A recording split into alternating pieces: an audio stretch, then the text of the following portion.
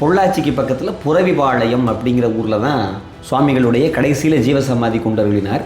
அந்த ஊருக்கு பக்கத்தில் கோவிந்தனூர் அப்படிங்கிற ஊர் எங்கள் ஊர். இன்னைக்கு வரைக்கும் அமாவாசை பௌர்ணமி அப்படின்னு சொன்னால் உள்ளூர்காரவங்க கூட உள்ளே போக முடியாது. அந்த அளவுக்கு கூட்டம் வந்து இந்த பட்டு சட்டை, பொன்னாடை, மேலில் டர்பின் எல்லாம் வச்சுருப்பாரு. குளிச்சு யாருமே பார்த்தது கிடையாது. யாராவது ஒன்று கொண்டு வந்து ஊட்டி விட்டாங்கன்னா சாப்பிடுவார், சென்ட்டு தேய்ச்சி விட்டாங்கன்னா இது பண்ணிக்குவார் ஒழிய மற்றபடி எனக்கு வேணும்லாம் எதுவுமே கேட்டுக்கிட்டது கிடையாது. மலை வேட்டைக்கு போயிடுற போது ஒரு தாத்தா இடையில நின்று வழி கேட்க என்ன அழைச்சிட்டு போ அப்படின்னு கேட்குறாரு. அதெல்லாம் முடியாதுன்ட்டு வந்துட்டார். இன்னொரு ஒரு 2 கிலோமீட்டர் போய் பார்த்தா நிற்கிறாரு அவரே தாத்தா. அப்போவும் முடியாதுட்டார். ஜீப்பில் வந்துக்கிட்டு இருக்கார் ராஜா. அப்போது வேண்டாம்னு சொன்னபோது திரும்பி பார்த்தா உட்காந்துக்கிட்டு இருக்காரு. ஏற்றவே இல்லை, எப்படி உட்காந்துருக்கான்னு தெரியல. ஒரு பக்கத்தில் நிறுத்தி இறக்கி விட்டுறாங்க. இறக்கி விட்டதுக்கப்புறம் வந்து பார்த்தா திரும்பி பார்த்தா மறுபடியும் இருக்கார். அப்புறம் கோவப்பட்டு சொன்னார், உனக்கு முன்னாடி நான் இருக்கேன் அப்படின்னு சொன்னார். அதே மாதிரி அந்த அரண்மனையில் மேல் மாடியில் சாமி இருக்கார். ஒரு சித்தர்னு புரிஞ்சுக்கிட்டாங்க. சரி நான் இங்கே தான் இருப்பேன்னு சாமி சொல்கிறாங்க. சாமி போய் அங்கே குடிகொண்டதுக்கப்புறம் இதெல்லாம் சொல்கிறார். என்னை வந்து நீங்கள் இரவு நேரத்தில் பார்க்கக்கூடாது அப்படின்னு ஒவ்வொரு விஷயங்களும் அவர் சொல்கிறார். அதுக்கப்புறம் தான் சாமி எங்கேருந்து வர்றீங்க அப்படிங்கும்போது கோடி தனுஷ் கோடிங்கும்போது கோடி சுவாமி அப்படிங்கிற நாம இருக்கிறது. இரவு நேரத்தில் பார்க்காதுன்னு சொன்னாங்கல்ல. பார்த்தா ஜன்னல் திறந்து பார்த்து ஒரு நாள் பார்த்துருக்காரு, ராஜா பார்த்துருக்காரு. பார்த்த உடனே தலை தனியாக கிடக்குது, கை தனியாக கிடக்குது, கால் தனியாக கிடக்குது. அது ஒரு யோகம், அவங்க என்னமோ பண்ணுறாங்க. அப்போ காலையில் எழுந்திரிச்சு கேட்டாரா, இதுக்கு நீங்கள் திறந்து பார்த்தீங்க? மிகப்பெரும் சக்தி வாய்ந்தவராக அவர் இருந்தார். அவர் எத்தனையோ அற்புதங்கள் செஞ்சுருக்காரு. அந்த ஊர் மக்களும் சரி, வெளியூர் மக்களும் சரி, இன்றைக்கி தமிழ்நாட்டில் இருக்கக்கூடிய பல பிரபலங்கள் கடவுள் இல்லைன்னு சொன்னவர்கள் கூட அங்கே வந்து வழிபாடு பண்ணியிருக்காங்க. அவருடைய உத்தரவு கிடைச்சாதான் எல்லாம். சிலையை வாங்கி வச்சுருந்தாங்க ரொம்ப நாள். அவருடைய சிலையை அதை பிரதிஷ்டை பண்ணுறதுக்கு உத்தரவு கிடைக்கல. ரொம்ப நாள் உத்தரவுக்கு காத்திருந்து அதுக்கப்புறம் தான் பண்ணாங்க. அங்கே தலைவர், செயலாளர், பொருளாளர்லாம் ஒருத்தரும் கிடையாது. அவர் தான் தலைவர், அவர் தான் செயலாளர், எல்லாமே அவர் தான். என்னுடன் எதிர்பார்ப்புடன் வருகிறவர்களுக்கு தேவையான பூர்த்திகளை செய்வேன் அப்படின்னு சொல்லி செஞ்சு கொடுத்துருக்காரு அவர். அப்புறம் அவர் வாயிலிருந்து வரக்கூடியது கோடி கோடி கோடி, அதாவது பாசிட்டிவ் தான். பெரிதினும் பெரிதுகள், திங்க் பிக் அண்ட் க்ரோ பிக்னு சொல்கிறாங்க பார்த்தீங்களா, அது கோடி சுவாமிகள் வச்சுருந்தார். எதாக இருந்தாலும் கோடி கோடின்னு தான் பேசுவார். அதனால கோடி சுவாமிகள் பெருசாக இதை தவிர டீச் பண்ணதாக வரலாறு. ஆனால் அதுதான் அவருடைய இருப்பிலேயே அவர் அந்த இறைத்தன்மையை உணர்த்தி கொண்டே இருந்தார் எப்பொழுதுமே அப்படின்ற மாதிரியான விஷயமாகவும், ஒரு தடவை பார்த்துட்டு வந்தாங்கன்னா திரும்ப திரும்ப அவரையே போய் நாடிக்கிட்டே இருப்பாங்க அப்படின்ற மாதிரியான விஷயமாகவும் தான் கேள்விப்பட்டேன். என்னுடைய வாழ்க்கையில் என்னுடைய தந்தையார் நேரடியாக கடந்த ஒரு விஷயத்த சொன்னார். 2 பேரும் சாமியை பார்க்க போகிறாங்க. எதுக்காக? வேலை இல்லை, இவருக்கு வேலை இல்லை சாமி, நீங்கள் அப்பா ரெக்கமெண்ட் பண்ணுறதுக்காக போகிறாரு வச்சுங்களேன். வேலை இல்லை அப்படியா அப்படின்னு சொல்லிட்டு இந்த வாட்டர் பாட்டில் ஒன்று இருக்குது, கயிறு கட்டின மாதிரி இருக்கும். அந்த காலத்தில் அந்த குழந்தைங்கலாம் கழுத்தில் போட்டு போவாங்க. அது மாதிரி தான் அவர் இது மாதிரி ஏதாவது ஒன்று செய்கிறதெல்லாம் யாரும் புரியவே புரியாது அப்படின்ற மாதிரியான விஷயங்கள். அது பலன் வந்ததுக்கப்புறம் தான் அது என்னன்றதை தெரிஞ்சுப்பாங்கன்னு சொல்லுவாங்க. எடுத்து போட்டுட்டு போ அப்படின்னு சொன்னார். வேலையில்லை சாமி அப்படின்னு. அடுத்த நாளே அவர் வந்து தமிழ்நாடு கவர்மெண்ட்டில் கண்டக்டர் ஆகிட்டார்.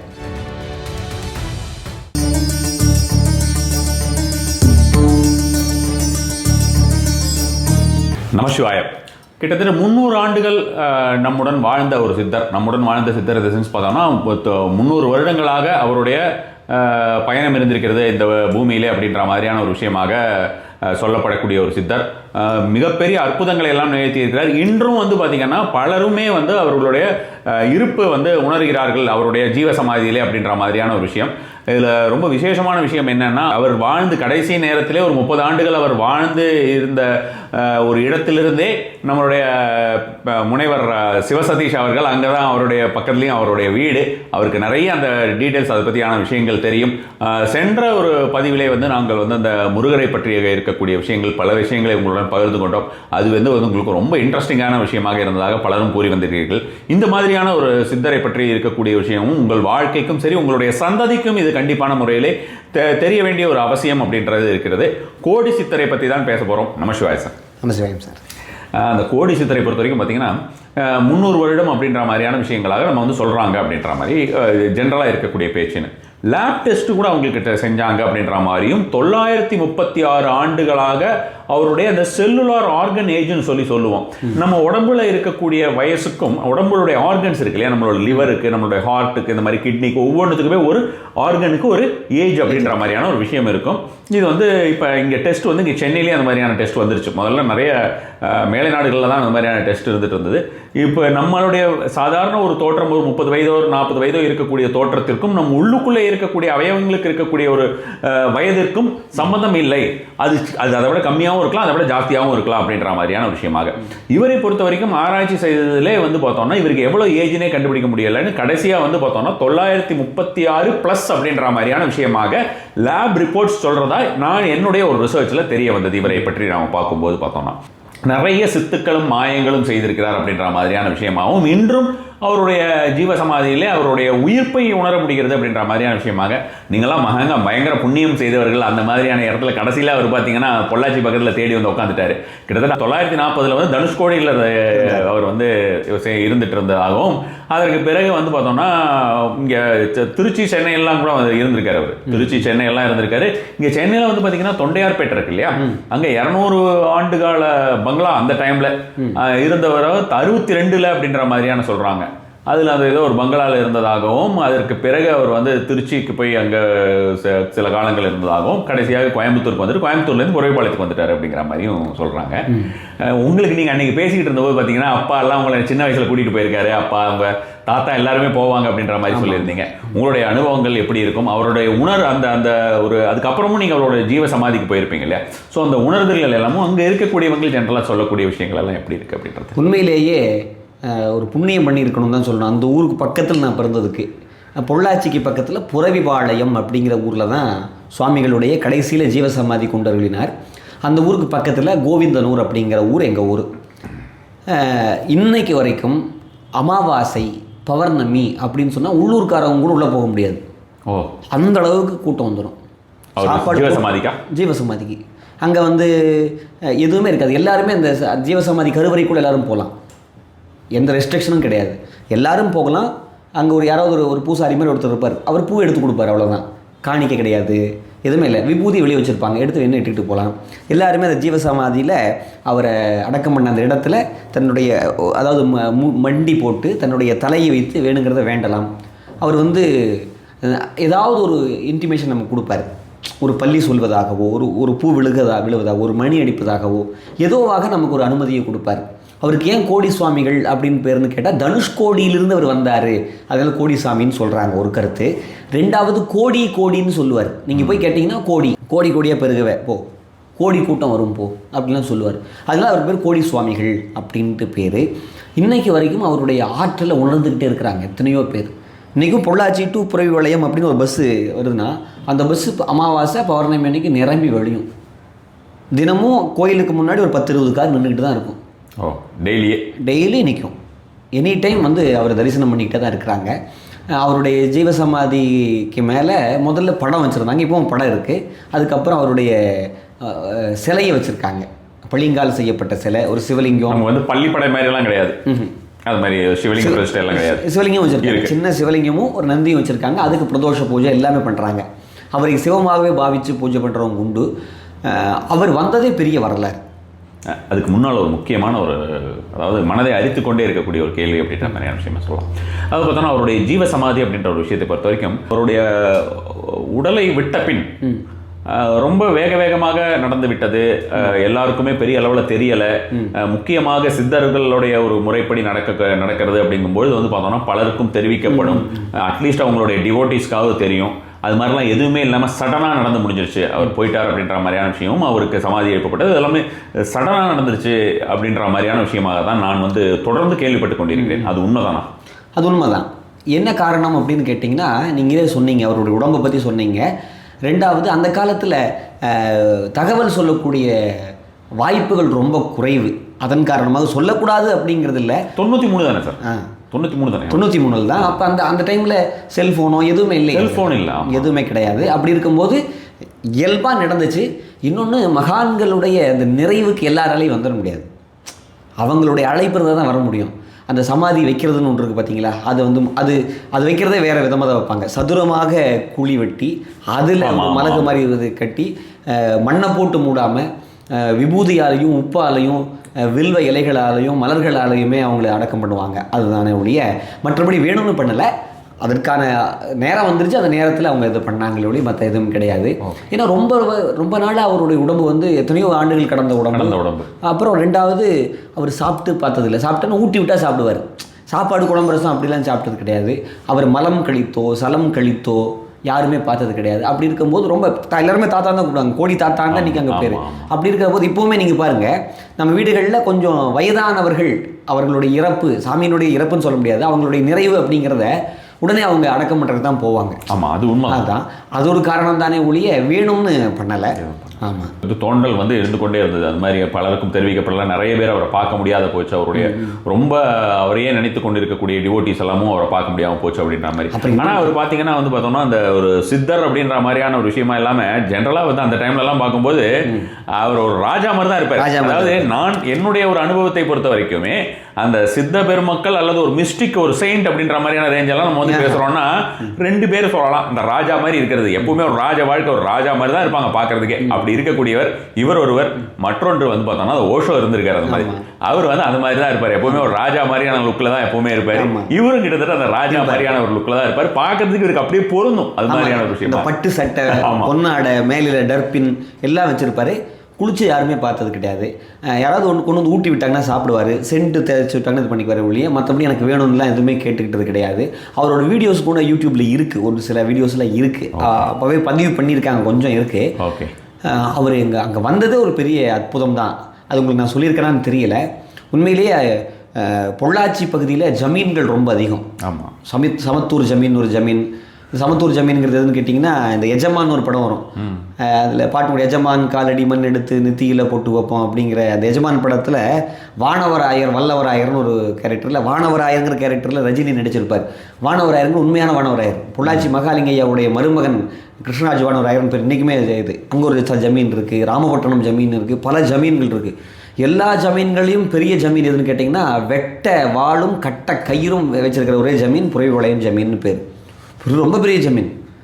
அந்த ஜமீன்தார் வந்து என்ன பண்ணுவார்னு கேட்டிங்கன்னா, அவருடைய வேட்டையை பற்றி சொல்லுவாங்க.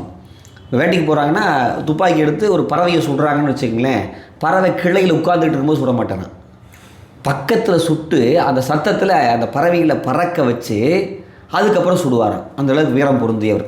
அவர் வேட்டைக்கு போகிறாரு, யானை வேட்டைக்கு போவார், குதிரை வேட்டைக்கு, எல்லா வேட்டைக்கும் போவார். எங்கே அந்த புறவிளையமே குதிரைகள், புறவினா குதிரைன்னு பேர், குதிரைகள் நிறையா இருக்கிறதுனால அதுக்கு புறவிளையம்னு பேர்.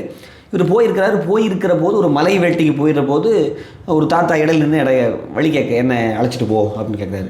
அதெல்லாம் முடியாதுன்ட்டு வந்துட்டார். இன்னொரு 2 கிலோமீட்டர் போய் பார்த்தா நிற்கிறாரு அவரே தாத்தா. அப்பவும் முடியாதுன்ட்டார்.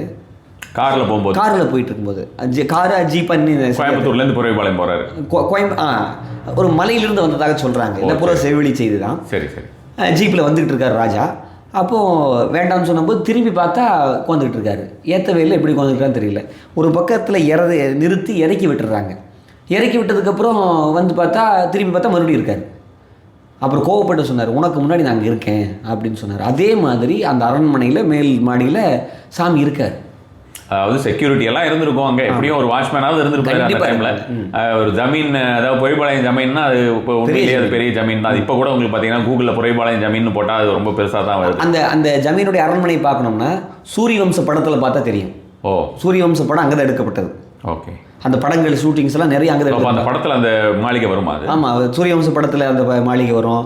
அந்த சரத்குமாரில் நடித்தாங்க பார்த்தீங்களா, அந்த படத்தில் வரும். அந்த தேவர மகன் படத்துலையும் கூட அந்த படம் அந்த இது வருது.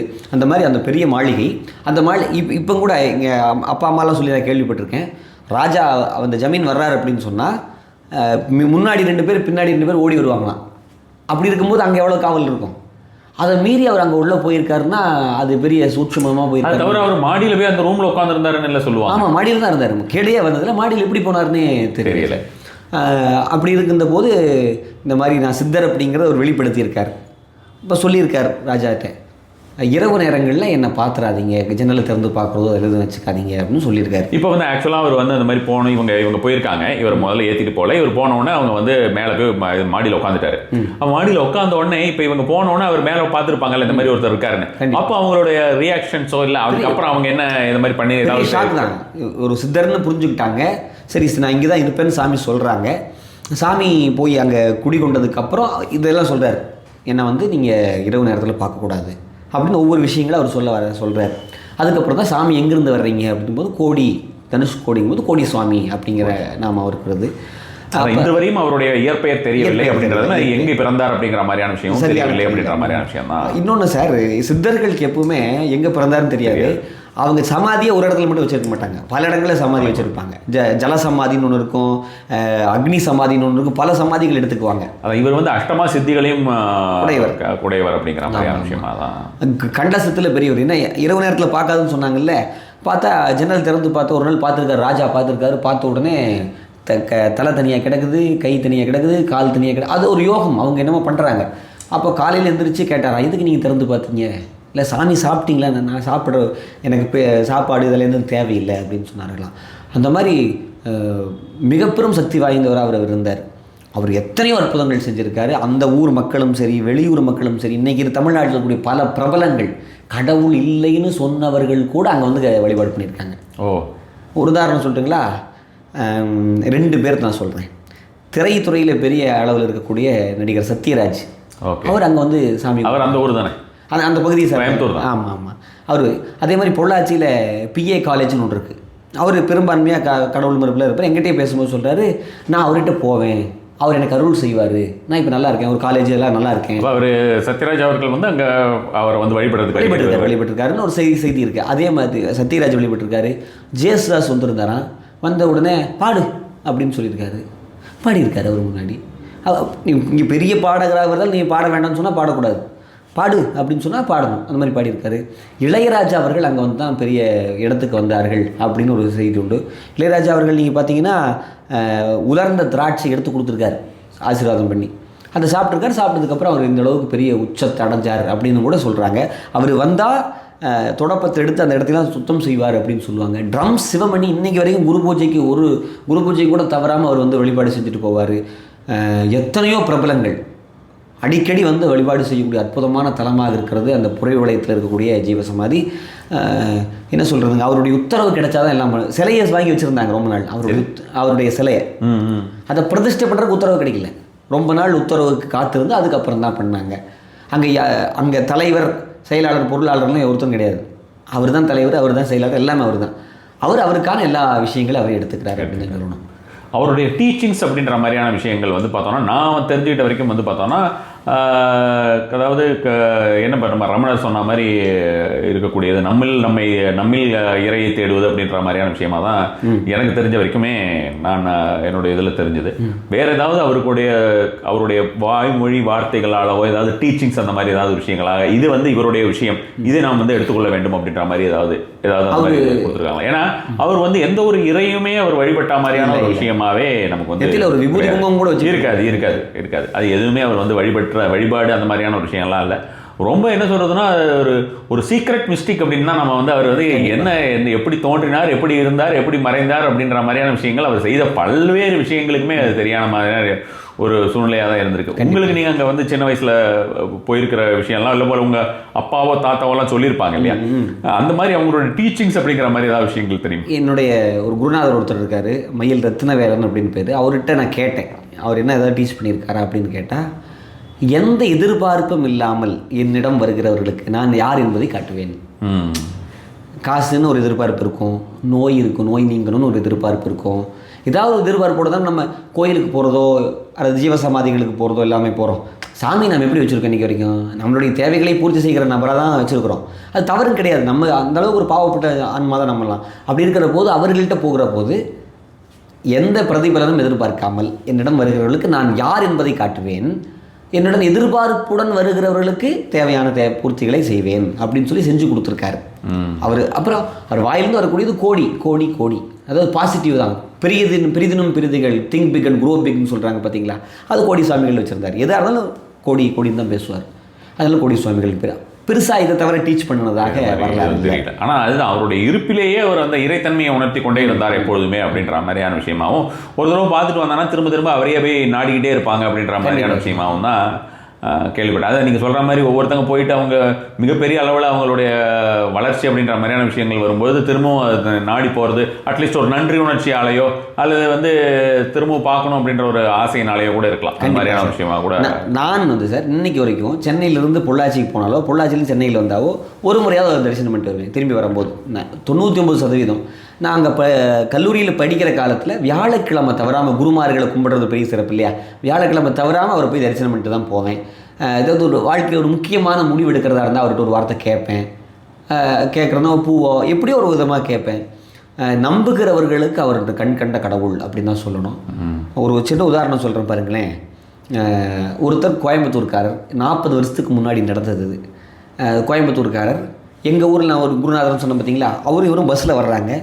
எங்கே போகிறீங்க அப்படின்னு இவர் கேட்கும்போது, இன்றைக்கி பௌர்ணமி நான் சாமியை பார்க்க போகிறேன். அப்படியா, சரி சரி, நீங்கள் போவீங்களா? நாங்கள்லாம் பெருசாக போக மாட்டோம். சிரிச்சாரா அவர். என்னங்க ஒரு கண் கண்ட கடவுளாக பக்கத்தில் இருக்கும்போது நீங்கள் ஏன் போகலை அப்படின்னு சொன்னாராம்.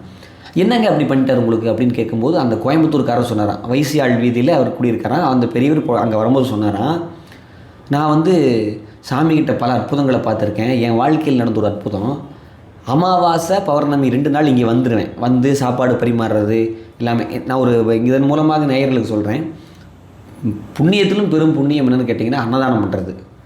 அதுக்கு நம்மளால் முடியலையா, அன்னதானம் பண்ணுறதுக்கு ஹெல்ப் பண்ணுறது. அல்லது அந்த அன்னதானம் சாப்பிட்றாங்க பாருங்க, அந்த எச்சலை எடுத்து நம்ம தூய்மை செய்வது, அந்த இடத்த தூய்மையாக வச்சுக்கிட்டோம் அப்படின்னாவே அதுவே ஒரு பெரிய புண்ணியம் அப்படிங்கிறது என்னோட கருத்து. அவர் போய் அந்த கைங்கரியெல்லாம் பண்ணுவாராம். அந்த கைங்கரியம் பண்ணுகிற 2 நாள் தவிர மாதத்தில் 1 நாள் மட்டும் வீட்டில் சாமியோட ஃபோட்டோ வச்சு, கோடி சுவாமிகளுடைய ஃபோட்டோ வச்சு ஒரு 50 பேருக்கோ 100 பேருக்கோ சாப்பாடு போடுவேன். எப்போது 40 வருஷத்துக்கு முன்னாடி. 40 வருஷத்துக்கு முன்னாடி கரண்ட்டு இதெல்லாம் அந்தளவுக்கு பெருசாக இல்லை. அளவாக இப்போ ஒரு பணம் படைத்தவர்கள் வீட்டில் இருக்கும் கரண்ட்டு வசதியெல்லாம். சாப்பாடு இப்போ எல்லாமே சமைச்சு வச்சுட்டாங்க. சமைச்சு வச்சு பூஜையெல்லாம் முடிஞ்சிருச்சு. பரிமாறணும்னு இலை போடணும்னு நினைக்கும் போது கரண்ட் கட் ஆகிடுச்சு. அப்போ இந்த யூபிஎஸ் இதெல்லாம் எந்த இது இல்லைங்க பார்த்தீங்களா. அப்போ விளக்கு மட்டும்தான். அப்போ என்ன பண்ணுறது அப்படின்னு போய் அந்த கரண்ட் கம்பத்தை போய் பார்க்குறாங்க. பார்க்கும்போது எல்லா வீட்டிலும் லைட் எரியுது இல்லை. இவர் வருத்தப்படுறாரு. எல்லாருமே சாப்பாடு சமைச்சு பல வகையாக 6 சுவை உணவு பரிமாறணும் அப்படின்னா ஒரு 100 பேர்த்துக்கு பரிமாறும்போது கரண்ட்டில் என்னங்க பண்ணுவீங்க? ரொம்ப வருத்தப்படுறாரு. சாமி, நான் வந்து என் வீட்டில் கல்யாணமோ அல்லது காது குத்து இந்த மாதிரி விஷயத்தில் இப்படி ஆயிருந்தால் நான் வருத்தமே பட மாட்டேன். ஏன்னா அது எனக்கு தான் அந்த அவமானம், எனக்கு தான் அது ஒரு கஷ்டம். இது உங்களுடைய விழா, உங்களுக்காக நான் பண்ணுறேன். அப்படி இருக்கும்போது இப்படி ஆயிடுச்சே சாமின்னு போய் பார்க்குறாரு. அங்கே போய் பார்க்கும்போது என்ன ஆயிருக்குன்னா, இவங்க வீட்டுக்கு வர கரண்ட் ஒயரில் ஒரு ஒயர் மட்டும் கட் ஆகிருக்கு. அந்த டைம் லைட் 9 மணிக்கு 10 மணிக்கு நீங்கள் கரண்ட்டில் மின்சாரத்துறையிலேருந்து யாராவது லைன்மேன் வர சொல்லவே முடியாது, எலக்ட்ரிஷியனை வர வைக்க முடியாது. என்ன பண்ணுறதுன்னு தெரியல. சாமியை பார்த்து ஒரு சொட்டு கண்ணீர் விட்டார். கண்ணீர் விட்டு அடுத்த நிமிஷமே கரண்ட்டு லைட் இருந்துச்சான். ஆனால் அந்த ஒயர் கட்டான மாதிரி தான் இருக்குது. எல்லோரும் பந்தியில் உட்கார்ந்தாங்க, சாப்பிட்டாங்க. சாப்பிட்டு முடிச்சுட்டு இலையை மூடி போயிட்டு வரேன்னு சொன்ன உடனே கரண்ட் கட் ஆகிடுச்சு. அந்த பொதுச்சேவைக்கு என்று வருகிற போது அந்த ஒரு பெரிய அற்புதத்தை செஞ்சார்னு சொல்லி கண்ணீர் விட்டு அழுது சொன்னதாக என்னுடைய குருநாதர் சொன்னார். அந்த அளவுக்கு மாற்றினார். என்னுடைய வாழ்க்கையில் என்னுடைய தந்தையார் நேரடியாக கடந்த ஒரு விஷயத்தை சொன்னார். என் தந்தையாரும் என்னுடைய தந்தையாருடைய நண்பர் எங்கள் சித்தப்பா ஒருத்தர் 2 பேரும் சாமியை பார்க்க போகிறாங்க. எதுக்காக? வேலை இல்லை, இவருக்கு வேலை இல்லை சாமின்னு எங்கள் அப்பா ரெக்கமெண்ட் பண்ணுறதுக்காக போகிறாரு வச்சுங்களேன். வேலை இல்லை. அப்படியா அப்படின்னு சொல்லிட்டு வாட்டர் பாட்டில் ஒன்று இருக்குது, கயிறு கட்டின மாதிரி இருக்கும். அந்த காலத்தில் அந்த குழந்தைங்கலாம் கழுத்தில் போட்டு போவாங்க. அது மாதிரி தான் அவர் இது மாதிரி ஏதாவது ஒன்று செய்கிறதெல்லாம் யாரும் புரியவே புரியாது அப்படிங்கிற மாதிரியான விஷயங்கள். பலன் வந்ததுக்கப்புறம் தான் அது என்னன்றதை தெரிஞ்சுப்பாங்க சொல்லுவாங்க. எடுத்து போட்டுட்டு போ அப்படின்னு சொன்னார். வேலை இல்லை சாமி அப்படின்னு. அடுத்த நாளே அவர் வந்து தமிழ்நாடு கவர்மெண்ட்டில் கண்டக்டர் ஆகிட்டார். அப்போ அந்த பையங்கிறது அந்த பேக்கை குறியீடாக காட்டியிருக்கு. ரொம்ப உடம்பு சரியில்லாமல் ஏதாவது போகிறாங்களா, ஒரு பெட் இருக்கும், அதில் சாமி ரொம்ப உடம்பு சரியில்லை சாமி, அந்த பெட்டில் கொஞ்சம் நேரம் படு அப்படின்னு சொல்லுவாரான். எந்திரிச்சு போ அப்படின்னா அவங்களுக்கு உடல்நிலை சரியில்லாமல் சரியாயிடும். அதே மாதிரி ஒருத்தருக்கு ரொம்ப தீவிரமான சுகர், என்ன பண்ணுறதுன்னு தெரியல, போய் ஒரு படி சர்க்கரை வாங்கிட்டு வா அப்படின்னு சொன்னாரான். வாங்கிட்டு வந்து வச்சுட்டாங்க. அமைதியாக இருக்கார். எல்லாருமே ஊட்டி விட்டால் சாமி சாப்பிடுவார். பிஸ்கெட்டு, ஜிலேபி எது கொடுத்தாலும் சாப்பிடுவார். சாப்பிட்டு எடுத்து கொடுப்பாரு. எங்கள் அப்பாலாம் அப்படி அது பக்கத்தில் தான் ஸ்கூலு, மாடியில் இருப்பாரான். சாக்லேட்டை வாயில் வச்சு தூக்கி வீசுவாரான் எல்லாத்துக்கும், குழந்தைங்களுக்கு ஒரு சாக்லேட்டை வச்சு எல்லாத்தையும் வீசுவாரான். அப்படி சாப்பிட்டவங்கலாம் பெரிய பாக்கியம் பண்ணுவாங்க தான். அழுக்கு சித்தர்னு ஒருத்தர் இருக்கார். அவர் என்ன பண்ணுவார்னா அழுக்கு உருட்டி கொடுப்பார். தன்னுடைய உடம்பினுடைய அழுக்கு கொடுத்தா அது நோய் நிறைய இதாகும். சில பேர் சாப்பிடுவாங்க, சில பேர் சாப்பிடாம இருப்பாங்க. இந்த சக்கரை டயபிட்டிஸ்னு வந்தார் பார்த்தீங்களா, அப்போவே 40 வருஷத்துக்கு முன்னாடி வந்தவர் உட்காந்துக்கிட்டு இருக்காரு. சக்கரை ஒரு படியில் இருக்குது. வர்றவங்களாம் என்ன பண்ணுறாங்க, பிஸ்கட் ஊட்டுறாங்க, இதெல்லாம் பண்ணுறாங்க. வந்த யாரோ ஒருத்தர் என்ன பண்ணார், அந்த சர்க்கரையில் ஒரு கையை எடுத்து சாமி கூட்டிட்டாங்க. ஓ. அவர் என்ன பண்ணார், அந்த படியை எடுத்து அந்த சர்க்கரையை எடுத்து அந்த படியிலே போட்டார். அந்த சர்க்கரை வாங்கிட்டு வந்தார் பார்த்தீங்களா, அவர் இங்கே வா அப்படின்னு கூப்பிட்டார். வந்து இந்த ஒரு படி சர்க்கரை எடுத்துகிட்டு போ வீட்டுக்கு, இது ஃபுல்லாக காலி ஆகிற வரைக்கும் தினமும் ஒரு படி சர்க்கரை சாப்பிடு அப்படின்னு சொன்னாராம். அது அந்த காலி ஆகும்போது அவருக்கு அந்த சுகர் கம்ப்ளைண்ட்டே இல்லாமல் போயிடுச்சான். இதெல்லாம் நடத்திய அற்புதங்கள் அப்படின்னு சொல்லலாம். அந்த மாதிரி பல அற்புதங்களை கோடி சுவாமிகள் செஞ்சுக்கிட்டு இருக்காரு. கனவுல வருவார் அப்படின்ற மாதிரியான விஷயங்களாகவும் நிறைய பேருக்கு கனவுல நிறைய விஷயங்கள் செய்திருக்காரு அப்படின்றது பார்த்தோம்னா இறஞ்சு கிடக்குது. அவருடைய பற்றி உணர்ந்து பேசினவர்கள் அப்படின்ற மாதிரியான விஷயமா வச்சுக்கோங்களேன். அதில் ரொம்ப குறிப்பிட்டபடியாக சொல்லணும் அப்படின்ற மாதிரியான விஷயமா இருந்ததுன்னா, நான் கேள்விப்பட்டது ஒரு நபருக்கு ரொம்ப சீரியஸாக இருக்கக்கூடிய நபர் அடுத்தது அவர் பிழைப்பாரா என்னன்ற மாதிரியான ரொம்ப சீரியஸாக இருந்தவர் சடனாக அவருக்கு அந்த வியாதி, இப்போ நீங்கள் சொன்ன மாதிரி தான் அந்த வியாதியுடைய அந்த ஒரு தீவிரம் குறைந்து அவர் ரெக்கவர் ஆனதாகவும், அவர் எழுந்த உடனே கனவுல இவர் கோடி சுவாமிகள் அவர் மூக்குக்குள்ளே ஏதோ குச்சியால் அவர் மூக்குக்குள்ளே குத்துற மாதிரியான ஒரு விஷயமாக உணர்வை கொடுத்திருக்கிறாருன்னு. இதை நம்ம ஒரு தத்துவார்த்தமாக பார்க்கும் பொழுது அவர் அந்த பிராணனை அதிகப்படுத்தக்கூடிய அந்த ஆயிலை அதிகப்படுத்தக்கூடிய ஒரு விஷயத்தை, ஆயில் இவ்வளவுதான் முடிஞ்சது அப்படின்னு சொல்லியாச்சு டாக்டர்ஸ் எல்லாம். அது மாதிரி இருக்கக்கூடியவர்களுக்கு இது மாதிரியான விஷயங்களாக செய்திருக்கிறாருங்கிற மாதிரி எனக்கு தோணுச்சு. அது அவருடைய சித்த புருஷருடைய விஷயங்கள் என்னவாக இருக்குமோ அதை மூக்குக்குள்ளேயே விடணும், வேற எங்கேயாவது கூட விட்டுட்டு போகலாம். கண்டிப்பா. அப்போ அது மாதிரியான ஒரு கனவு வந்திருக்கு அவருக்கு அப்படின்ற மாதிரியான விஷயம். ஆமா, பிராணம் தான். ஸோ அப்போ அது மாதிரியான ஒரு விஷயமாக வரும்போது பார்த்தோம்னா, இப்போ இந்த ஒரு எண்ணங்கள் எல்லாமே பார்த்தோம்னா நமக்கு அவருடைய அந்த ஒரு விஷயத்தை தெரியுது. ரெண்டாவது டாக்டர் விக்ரம்னு யாராவது உங்களுக்கு தெரியுமா? அவருடைய விஷயங்கள் பொறுத்த வரைக்கும் அந்த டாக்டர் விக்ரம் அப்படிங்கிறவருக்கு நிறைய பரிச்சயம் இருக்கிறது போல் இருக்கு. அவர் நிறைய விஷயங்கள், அதாவது படிப்புக்காக, அதாவது படிப்பு இந்த சென்ஸ் ஆல்ரெடி அவரே ஒரு டாக்டர் தான் போல் இருக்கு. அவருடைய ஹாஸ்பிட்டல் நல்லபடியாக வரதுக்காக இதெல்லாம் அவர் அந்த ஏரியாக்குள்ள இருக்கிறவராக இருக்கிறதுக்கு உண்டான வாய்ப்புகள் கேள்விப்பட்டதில்லை. இதெல்லாம் பார்த்தோம்னா அவருடைய ஓன் இது சொல்லியிருக்காரு. இந்த மாதிரிலாம் நடந்ததுன்னு அவருடைய டெஸ்டிமோனியல் மாதிரி அவர் கொடுத்துருக்காரு. அவர் சுவாமிகள் கிட்ட இருந்தபோது நடந்தக்கூடிய ஒரு அனுபவங்கள் எல்லாம் கொடுத்துருக்காரு. நல்ல வயசாக இருந்திருக்கிறதுக்கு வாய்ப்பு இருக்கு. இப்போ அவர் டாக்டர் விக்ரம் அப்படின்றவருக்கு நல்ல ஏஜ் ஆயிருக்கும்னு நினைக்கிறேன். அவரை பற்றின ஃபுல் டீட்டெயில்ஸ் எனக்கு தெரியலை. பட் ஆனால் இந்த விஷயங்கள் எல்லாமே நான் கேள்விப்பட்டேன். இந்த மாதிரி அவருடைய வளர்ச்சிக்கு அவர் மேல் படிப்புக்கு ஃபாரினில் போய் ஏதோ ஒரு படிக்கிறதுக்கு இருக்கும்பொழுது அது மாதிரியான ஒவ்வொரு விஷயத்தையும் குறிப்பால் உணர்த்தி, அதாவது இவர்கிட்ட போய் இது நடக்குமான்னு ஒரு விஷயமா சில பேர்லாம் ஒரு ஏக்கத்தோடு இருப்பாங்கல்ல. ஒரு பெரிய கனவு காண்கிறோம், அந்த விஷயங்கள் நம்ம வாழ்க்கையில் ஒரு லட்சியத்தை அடையணும்னு நினைக்கிறோம். அது கனவாக இருக்கலாம் அல்லது ஒரு லட்சியமாக இருக்கலாம், எதுவாக இருக்கலாம். அது மாதிரி அடையணும்னு நினைக்கும் போது அதெல்லாம் இவர்கிட்ட போய் கேட்கும்போது அந்த விஷயத்தை எல்லாமே குறிப்பாலேயே உணர்த்துவார். அவரை வெவ்வேறு ஒரு உயர்நிலைக்கு கொண்டு போய் சேர்த்தார் அப்படின்ற மாதிரியும், உடல் ரீதியான பிரச்சனைகளுக்கு அதிகப்படியாக அவர் இந்த மாதிரியான ஒரு அற்புதங்களை செய்திருக்கார் அப்படின்ற மாதிரி அவரை ஒரு ஹீலர் அப்படின்ற மாதிரியாவே நம்ம சொல்லலாம் அப்படின்னு என் வாழ்க்கையில் நடந்த ஒரு சின்ன சம்பவம் சார். நான் எப்போயுமே சென்னைக்கு கிளம்புவதாக இருந்தால், அங்கேருந்து கிளம்புறதுனா அங்கே போய் தரிசனம் பண்ணிட்டு வருவேன்னு சொன்னேன்.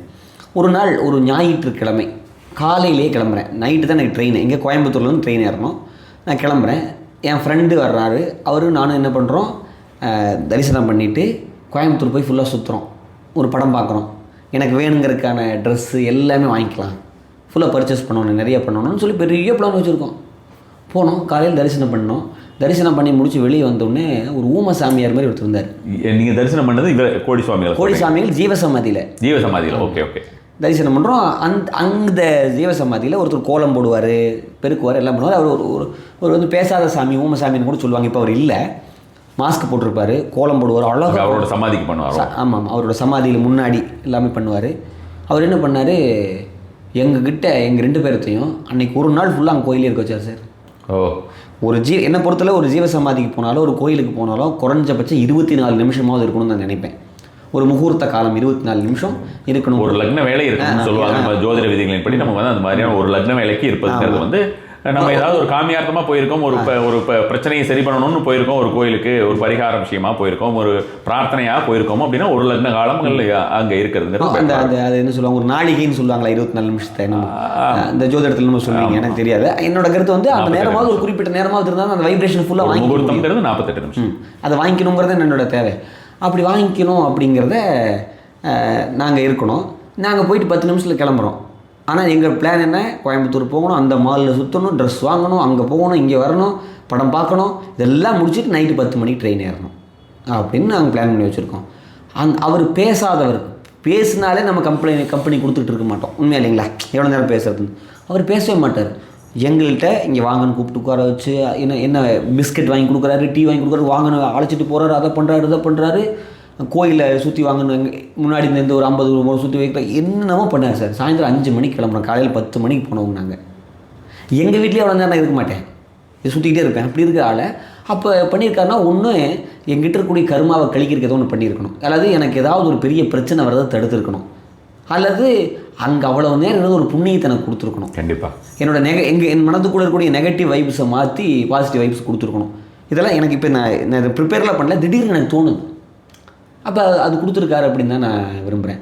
இன்றைக்கி வரைக்குமே நான் அப்பா எங்களுடைய நண்பர்கள்ட்ட கேட்பேன், இன்னும் எங்கேயும் சாப்பிட்டீங்க, மதியம் ஃபோன் பண்ணி கேட்கும்போது ஊரில் இருக்கிறவங்க இன்றைக்கி தாத்தா கோயிலுக்கு போனால் சாப்பிட்டேன் அப்படிம்பாங்க. சாப்பிடுவாங்களோட சாமி பார்க்க மாட்டாங்க. நான் சொல்லுவேன், தயவு செஞ்சு நீங்கள் சாப்பிடுங்க, ஒன்ஸ் அவரை போய் பார்த்துட்டு வாங்க. மக்களுக்கு தேவை பசி தானே பெரிய கடவுள். நான் அவருடைய இதில் வந்து அன்னதானங்கள்லாம் எதுவும் போடுறது கிடையாது. போடுறாங்க டெய்லி, அமாவாசைக்கும் பௌர்ணமிக்கும் மாதத்தில் 2 நாள் மட்டும், 2 நாள். அதுவும் என்ன சொல்கிறது, வண்டியில் சாப்பாடு வரும், ஒரு பெரிய வண்டியில் சாப்பாடு போட்டுக்கிட்டே இருப்பாங்க, அந்தளவுக்கு இருக்கும். அப்படி இருக்கும்போது நம்ம இறை தேடுவதுடன் இறையும் தேடணும் என்னோட கருத்து. ஒரு நான் அந்த கோயிலில் கைங்கரியம் பண்ணுவேன், பூ விற்றுருக்கேன் நான் இது இப்போ தான் எனக்கு ஞாபகம் வருது. சின்ன பையனாக இருக்கும்போது என்னென்னா, வீட்டில் வறுமை அந்த மாதிரிலாம் கிடையாது, எனக்கு என்னமோ ஒன்று ஏதோ ஒன்று பண்ணணும்னு நான் தினமும் ஸ்கூலுக்கு போகிறதுக்கு முன்னாடி பூ விற்றுட்டு வருவேன். ஏதோ ஒரு சின்ன இதுன்னு நான் ஒரு சைக்கிள் வச்சுருந்தேன் சுற்றிக்கிட்டு, ஆனால் படிப்புலேயும் சரியாக இருப்பேன். அப்போ என்ன பண்ணேன், தாத்தா கோயிலில் அமாவாசை பௌர்ணமிக்கு ஒரு நாள் பூ விற்றுட்டு வரலாம் அப்படின்னு சொல்லி பூ வாங்கிட்டு போய் காலையிலேருந்து மத்தியானம் வரைக்கும் நிற்கிறோம், ஒரு முளை பூ கூட வியாபாரம் ஆகலை. அப்போ நினச்சேன், சாமிக்கு நம்ம என்ன பண்ணோம், ஒன்றுமே பண்ணலையே, வியாபாரத்துக்காக வந்தோம் அப்படின்னு சொல்லிட்டு 2 முளை பூ எடுத்துகிட்டு போய் தாத்தாட்ட போட்டு வந்ததுக்கப்புறம் ஒரு மணி நேரத்துக்குள்ள அத்தனை பூ விற்றுருச்சு. இதெல்லாம் நான் சின்ன பையனாக இருக்கும்போது அங்கேருந்து பார்க்குறது. மதிய நேரத்தில் நாங்கள் எங்கள் ஸ்கூலுக்கும் தாத்தாவோட கோயிலுக்கும் ஒரு கிலோமீட்டர் டிஸ்டன்ஸ் இருக்கும். நாங்கள் என்ன பண்ணுவோம், அமாவாசை பௌர்ணமிக்கு ஸ்கூலில் சொல்லிவிட்டு இன்றைக்கி அமாவாசைங்க போய் சாப்பிட்டு வர்றோம் அப்படின்ட்டு போய் அங்கே போய் சாப்பிட்டுட்டு தாத்தாவை போய் தரிசனம் பண்ணிட்டு ஒரு 1 ஹவர் லேட்டாக தான் வருவோம். அப்போ எங்களுக்கு பள்ளி காலத்திலேயே ஒரு மகானுடைய கோயிலில் போய் சாப்பிட்றதுக்கும் அவருடைய அருளை பெறுவதற்கும் ஒரு பெரிய வாய்ப்பு கிடைச்சிச்சு அப்படின்னு தான் சொல்லணும். வியாழக்கிழமை தவறாமல் நான் கும்பிடுவேன். அதனால தான் என்னமோ தெரியல, அவரை பற்றி பேசுறதுக்கு இன்றைக்கி ஒரு வாய்ப்பு கிடைச்சிருக்கோங்கிறதும் நான் நினைக்கிறேன். உண்மையிலேயே வந்து அவரை பற்றி பேசுறது அப்படின்ற மாதிரி இந்த மாதிரியான சித்த புருஷர்கள், கோடி சுவாமிகள் மட்டுமல்லாமல் இந்த மாதிரியான ஒரு சித்த புருஷர்கள் எல்லாம் பற்றி பேசுறது அப்படின்ற மாதிரியான விஷயங்களே வந்து ரொம்ப பேசுறதும் சரி கேட்கறதும் சரி, இது ரெண்டுமே. அதாவது பேசுறவங்களை விட, அதாவது மந்திரங்களை சொல்லும்போது நாங்கள் வந்து பொதுவாக ஒரு விஷயம் சொல்றது என்னன்னா, நாம மந்திரங்கள் சொல்லுபவர்களுக்கு எந்த அளவுக்கு பலன் உரிக்கிறதோ அதே விட அதே பலனோ அல்லது அதை விட அதிகமான ஒரு பலனோ அதை கேட்பவர்களுக்கு இருக்கும். அங்கே கேட்பவர்களுக்கு என்ன, சும்மா நம்ம வந்து டீ கடையில் போட்டு விட்டுட்டு பாட்டு கேட்குற மாதிரியான விஷயமாக இல்லாமல் அதில் ஒன்றி அதற்குடன் லயித்து கேட்கக்கூடிய, இப்போ நம்ம வந்து நிறைய பேர் பார்த்தோம்னா விஷ்ணு சஹஸ்ரநாமம் நிறைய மந்திரங்கள்லாம் சும்மா அப்படி வீட்டில் அது பாட்டு ஓடிக்கிட்டு இருக்கும், இவங்க பாட்டுக்கு வேலை செஞ்சுக்கிட்டு இருப்பாங்க. அது மாதிரி இல்லாமல் அதை வந்து மனமொன்றி தினசரி கேட்பவர்களுக்கு அதை யார் அந்த மந்திரங்களை சொல்லி இருக்கிறார்களோ அதை விட பலன் அதிகமாக இருக்குங்கிறது இது ஒரு பரிகார சாஸ்திரத்திலே இருக்கக்கூடிய ஒரு விஷயம். அதாவது மாதிரியான விஷயம் உங்கள் வாய்க்கும் என்னோட காதுக்கும் எந்த கரெக்டாக கனெக்ஷன் இருக்கணும், எந்த டிஸ்ட்ரக்ஷனும் இல்லாமல் இருக்கணும். கண்டிப்பாக கண்டிப்பாக. நீங்கள் சொன்னதில் எனக்கு ஒரு உடன்பாடு. சொன்னவர்களை விட கேட்டவர்களுக்கே அதிக பலன் கேட்டால் சொன்னவர்களுக்கு சொன்ன புண்ணியம் இன்னொன்று அது வெளியே வந்துருச்சு, இங்கே உள்ளே போயிடுச்சுல்ல, வாங்கிக்கிட்டாங்கல்ல, அப்போ 2 படி ரிசப்டிவ் தான். அதாவது அது மாதிரியான ஒரு விஷயம் தான், எனர்ஜி அவங்களுக்கு உள்ளே போகுது அப்படின்ற மாதிரியான விஷயம் தான். நான் பொதுவாக சொல்கிறது உண்டு, அதாவது குருமார்களை விட சிஷ்யர்கள் ரொம்ப புண்ணியம் பண்ணவங்க. கண்டிப்பாக ரொம்ப கிரேட் அப்படின்னு சொல்லணும்னா குருவை விட சிஷ்யர்கள் தான் அதிகமான ஒரு பலன் பெற்றவர்கள் அப்படின்ற மாதிரியான விஷயமாக சொல்லக்கூடியது. அதே மாதிரி இப்போ வந்து அவருடைய அந்த வீடு இருக்கு இல்லையா, அது இப்போ யாராவது போய் பார்க்கணும்னு நினைக்கிறேன். ஏன்னா எனக்கே ரொம்ப ஆர்வம் அவர் இருந்த அந்த ரூமை போய் பார்க்கணும் அப்படின்னு. அதுக்கு ஏதாவது வாய்ப்புகள் இருக்கு எனக்குன்னா? இல்லை பொதுவாக ஏதாவது பொதுமக்களுக்காக ஏதாவது வருஷத்தில் அவர் மறைந்த தினத்தன்றாவது, ஏன்னா அவர் பிறந்தது தான் தெரியல, அவர் மறைந்த தினம் அப்படிங்கிறது எல்லாருக்குமே கண்டிப்பான முறையில் தெரியும், குரு பூஜை பண்ணுவாங்க. ஸோ அது மாதிரியான ஒரு நாளிலாவது நம்ம அது மாதிரியான ஏதாவது திறந்து வைத்திருப்பாங்க. வாய்ப்பு ரொம்ப மெயின்டைன் பண்ணுறாங்களா? பண்ணுறாங்க ஜமீன் பண்ணுறாங்க, ஆனால் வாய்ப்பு மிக குறைவு. ஏன்னு கேட்டிங்கன்னா அது கொஞ்சம் பழைய கட்டிடம். அந்த ஒரு 10 பேர் இங்கே தான் பூஜை, எல்லா பூஜையும் இங்கே தான் நடக்கும்.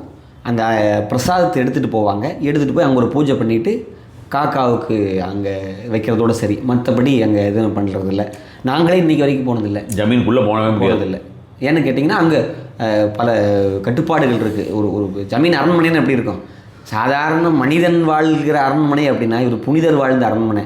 அப்படி இருக்கும்போது அதை ரொம்ப பொக்கிஷமாக பாதுகாத்துக்கிட்டு இருக்காங்க. ஏன்னா நம்ம ஆளுக்கு போனால் நம்மளுடைய என்னென்ன பண்ணி வைக்கணுமோ அதனையும் பண்ணி வைப்போம். ஸோ இந்த இதன் மூலமாக நான் சொல்கிறேன். இல்லை, அது பப்ளிக்கு அது மாதிரி ஓப்பன் பண்ணி விட்டால் கண்டிப்பான முறையில் கோயிலே பண்ணுறவங்களுக்கு இதெல்லாம் வந்து ஒரு சாதாரண கோயில்கள்லேயே வந்து பார்த்தோன்னா இவங்க கொஞ்சம் அந்த கர்ப்பகிரகத்தை மட்டும் தான் இது வரைக்கும் விட்டு வச்சிருக்காங்க, அவங்க உள்ள விடலைங்கிறதுனால மற்றதெல்லாம் நாசம் பண்ணுறாங்க. கண்டிப்பாக அது கர்ப்பகிரகத்தோட அந்த இது இருக்குது பார்த்தீங்களா பின்னாடி வெளியே, அதில் பூராமே நம்ம கற்பகாம்பாள் கோயிலில் கபாலீஸ்வரர் கோயிலில் பாருங்கள் குங்குமம், அது விகிதாச்சார முறையில் நெய் சேர்த்து குங்குமத்தையும் விபூதி அது நம்ம பேர் ஊர் வாட்ஸ்அப் நம்பரில் எல்லாம் எழுதி வச்சுட்டு வர்றாங்க. ஒன்றும் இல்லை சார், எனக்கு இப்போ ரீசெண்டாக ஒரு தல யாத்திரை போயிருந்தேன். கூத்தனூர் சரஸ்வதி கோயிலுக்கு போயிருக்கேன். கூத்தனூர் சரஸ்வதி கோயிலில் போர்டே போட்டிருக்காங்க, இங்கே வந்து நீங்கள் எக்ஸாம் நம்பரோ இல்லை எழுதி வைக்காதீங்கன்னு எழுதி வச்சுருக்காங்க பாருங்க ஒரு போர்டு, அதில் எழுதி வச்சுருக்காங்க நம்ம பாடு போர்ட்லேயே எழுதாதேங்கிற போர்டு எழுதி வச்சுருக்காங்க. அப்போ சரஸ்வதி அவங்களை எப்படி பாஸ் பண்ணி விடுவா? கரெக்ட். அப்போ சாமிக்கு ஒவ்வாத ஒன்றை செய்கிற போது சாமி எப்படி நன்மை செய்வார். அதனால் என்ன நினைக்கிறேன்னா ஒருவேளை பாதுகாப்புக்கிறதையும் கூட அவங்க அனுமதிக்காமல் இருக்கலாம். நான் என்ன நினைக்கிறேன், அங்கே போய் தான் அங்கே வந்து அவர் வாழ்ந்த இடம், இவர் வாழ்ந்து கொண்டு இருக்கிற இடம் அப்படின்னா அவருடைய ஜீவசமாதி தான், அந்த சமாதி கோயில் தான் அப்படிங்கிறது. நீங்கள் ஒன்றும் இல்லை சார், நீங்கள் அந்த கோயிலுக்குள்ளேயே போக வேண்டாம் சார், நீங்கள் போய் அங்கே காரை விட்டு இறங்குங்க.